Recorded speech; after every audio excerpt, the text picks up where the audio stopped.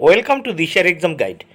প্রিয় অষ্টম শ্রেণীর পরীক্ষার্থী বন্ধুরা, তোমাদের জন্য এই ভিডিওটিতে আমি আলোচনা করতে চলেছি অষ্টম শ্রেণী অর্থাৎ ক্লাস 8-এর তৃতীয় পর্যায়ক্রমিক মূল্যায়নপত্র 2024 অর্থাৎ 2024 সালের থার্ড ইউনিট টেস্ট অর্থাৎ তৃতীয় ইউনিট টেস্টের অষ্টম শ্রেণীর ভূগোল বিষয়ের প্রশ্নপত্র অর্থাৎ জিওগ্রাফি বিষয়ের প্রশ্নপত্র নিয়ে এই ভিডিওটি তোমাদের জন্য তৈরি করেছি। প্রশ্নপত্রটি সম্পূর্ণ সিসিই পদ্ধতি অনুসরণ করে তৈরি হয়েছে। পূর্ণমান 70, বিষয় ভূগোল, সময় 2 ঘন্টা 30 মিনিট।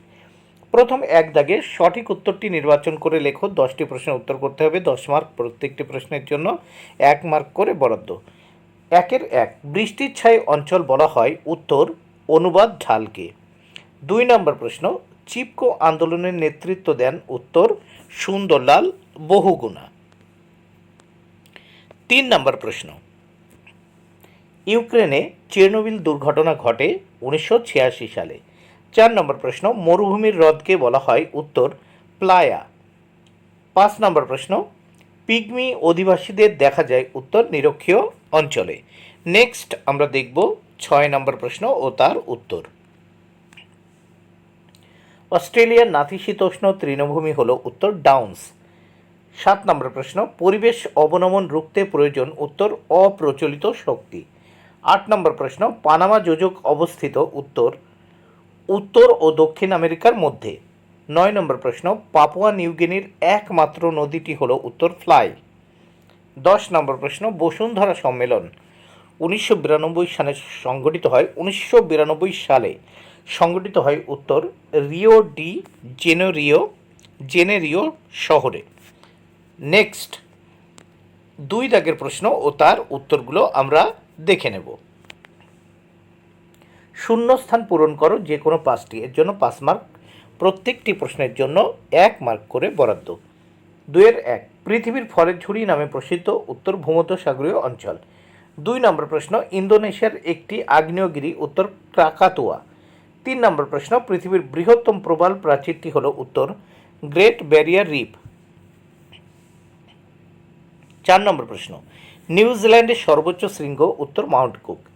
5 নম্বর প্রশ্ন, শব্দ দূষণের ফলে সৃষ্ট একটি রোগ হল, উত্তর উচ্চ রক্তচাপ বা শ্রবণ শক্তি হ্রাস, যে কোনো একটি লিখবে। 6 নম্বর প্রশ্ন, ভারতের সবুজ বিপ্লব সংগঠিত হয়, উত্তর গম ফসলকে কেন্দ্র করে। 3 দাগের প্রশ্ন, শুদ্ধ ও অশুদ্ধ লেখো। 5টি প্রশ্নের অ্যান্সার করতে হবে, 5 মার্ক। প্রত্যেকটি প্রশ্নের জন্য 1 মার্ক করে বরাদ্দ।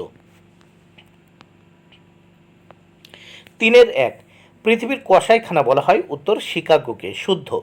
2 নম্বর প্রশ্ন, নেশিয়া কথার অর্থ বহু, অশুদ্ধ। 3 নম্বর প্রশ্ন, আরবি শব্দ মৌসুম শব্দের অর্থ বৃষ্টি, অশুদ্ধ। 4 নম্বর প্রশ্ন, জলপাই গাছ মূলত ভূমধ্যসাগরীয় অঞ্চলের প্রধান গাছ, শুদ্ধ। 5 নম্বর প্রশ্ন, পি তরঙ্গ কঠিন ও তরল পদার্থের মধ্য দিয়ে প্রবাহিত হতে পারে, শুদ্ধ। এবার আমরা দেখব নেক্সট এর পরবর্তী পৃষ্ঠা এই প্রশ্নপত্রের। 4 দাগে বাম দিক ও ডান দিক মেলাও। 5টি প্রশ্নের উত্তর করতে হবে, মানে 5টি মেলাতে হবে, এর জন্য 5 মার্ক।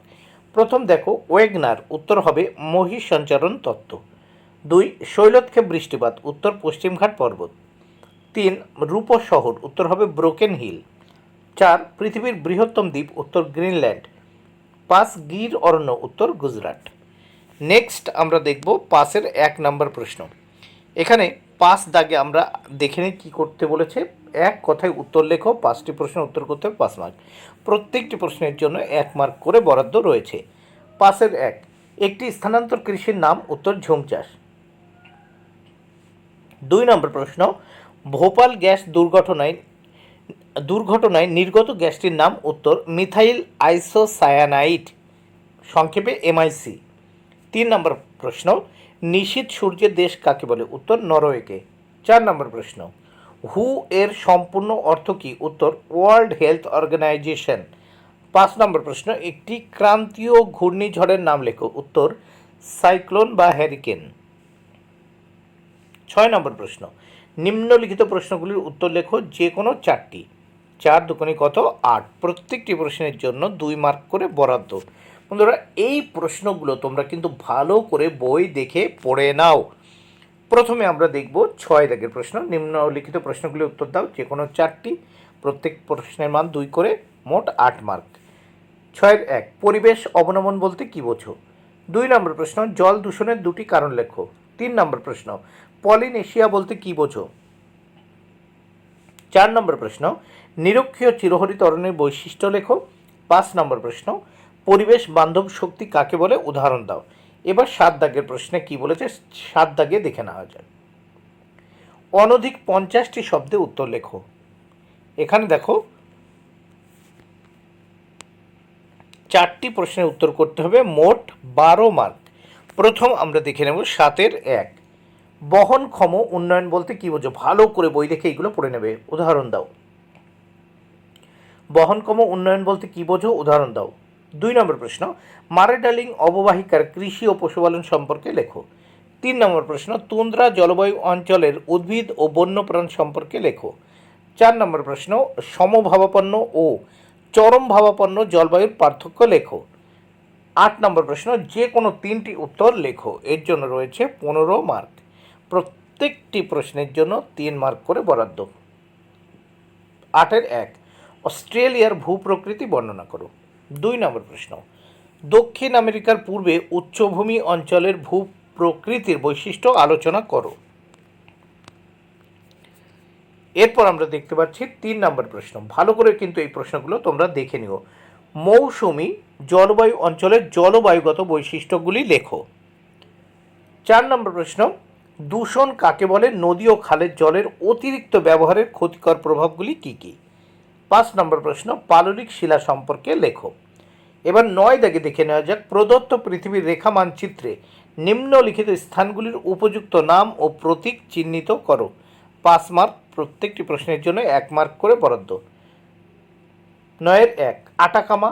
2 great dividing range. 3 ব্রাজিলের উচ্চভূমি। 4 পম্পাস তৃণভূমি। 5 বেরিং প্রণালী। তাহলে আটাকামা, গ্রেট ডিভাইডিং রেঞ্জ, ব্রাজিলের উচ্চভূমি, পম্পাস তৃণভূমি, বেরিং প্রণালী, এইগুলোকে রেখা মানচিত্রে নিম্নলিখিত স্থানগুলির উপযুক্ত নাম ও প্রতীক চিহ্নিত করতে হবে। বন্ধুরা ভিডিওটি ভালো লাগলে অবশ্যই লাইক, কমেন্ট ও শেয়ার করো। Thank you very much.